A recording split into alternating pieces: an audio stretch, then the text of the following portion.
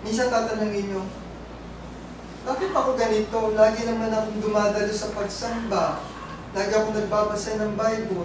Lagi akong nananalangin. Bakit nakakaranas pa rin ako ng mga pagsubok sa buhay na ito?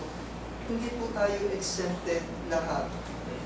May dahilan ang ating Panginoon bakit kailangan maranasan natin ang lahat ng ito. Hindi po tayo exempted ng mga mananampalataya. Yung kapitbahay namin, hindi ko nga nakikita nagsisimba. Pero bakit ang ganda ng buhay? Ando lahat. Halos wala siyang problema kung titignan natin. Wala pong taong nabubuhay na walang problema sa bawat isa. James, Santiago 1:2 hanggang 5. Ito po, maganda po itong chapter verses to. Mga kapatid, aliin ninyong buong kagalakan kung kayo'y mga hulog sa sari-saring tukso. Yamang nalalaman na ang pagsubok sa inyong pananampalataya ay gumagawa ng pagtitiis at inyong pabayaan na ang pagtitiis ay magkakaroon ng sakdal na gawa upang kayo'y maging sakdal at ganap na walang anumang kakulangan. Ngunit kung nagkukulang ng karunungan ang sino man sa inyo, ay humingi sa Diyos na nagbibigay ng sagana sa lahat at hindi nanunumbat. At ito'y ibibigay sa Kanya. Nagkasakit ka lang. God, ba't ako po ang binigyan mo sakit na ganito? Bait-bait kong tao eh. Ang bait-bait kong tao, ba't akong ganitong binigyan mo ito? God, wala kaming panggastos, may sakit ang anak ko.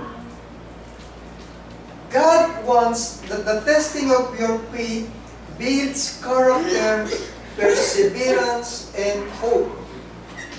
Sinusukat tayo ng Panginoon sa ating pananampalataya sa Kanya. Kung hanggang saan. Hindi yung kapag nabigyan ka ng konting problema, ayan na, manlalambot ka, manlalata ka, tatalikod ka. Unti-unti ka nang dumadamsdos na hindi mo alam. Pansinin po natin yan. Ay masakit kasi sa atin, problema ng kapatid, problema ng kapitbahay, minsan dinadala pa natin.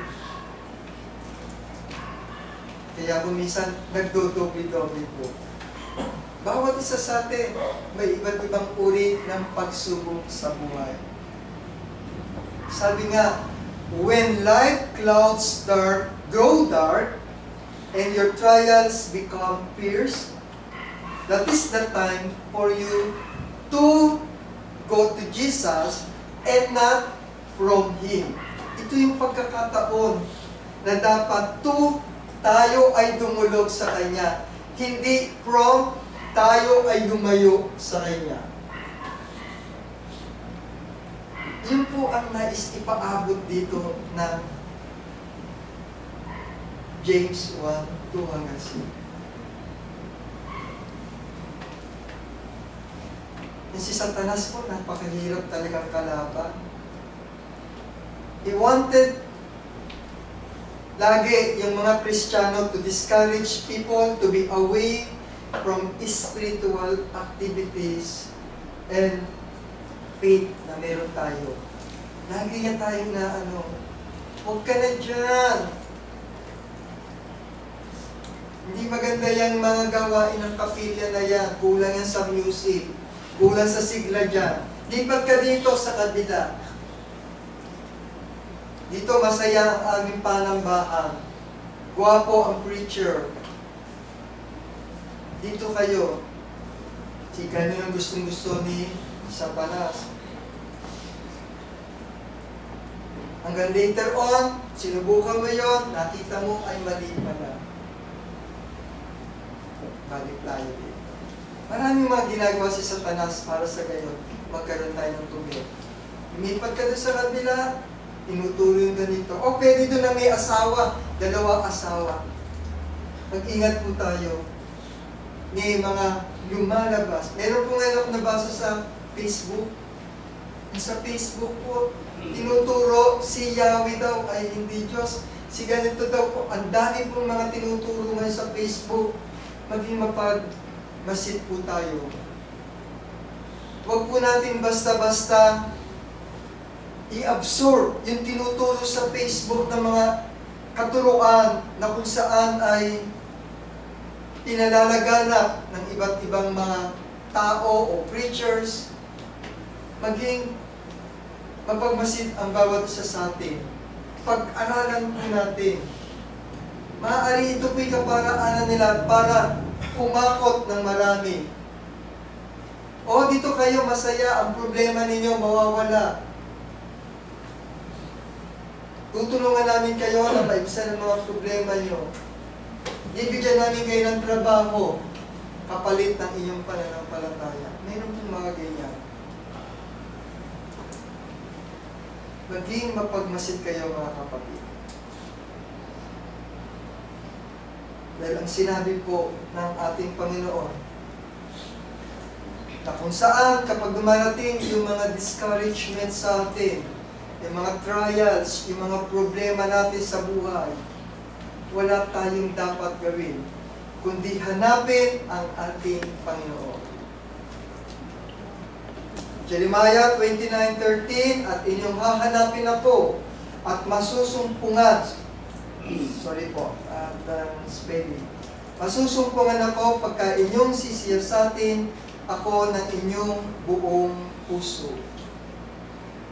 Wala po tayong ibang pwedeng lapitan sa panahon ng ating pagdausdos o ng ating pag-drift away. Hindi ka matutulungan ng kaibigan mo, hindi ka matutulungan kahit ng magulang mo. Makakapagbigay ang magulang mo, o yung mga kaibigan mo, o yung mga kasamahan mo, mga advices. But it's important thing for us, hanapin natin ang Panginoon. Paano natin maiingatan? And how are we going to avoid drifting?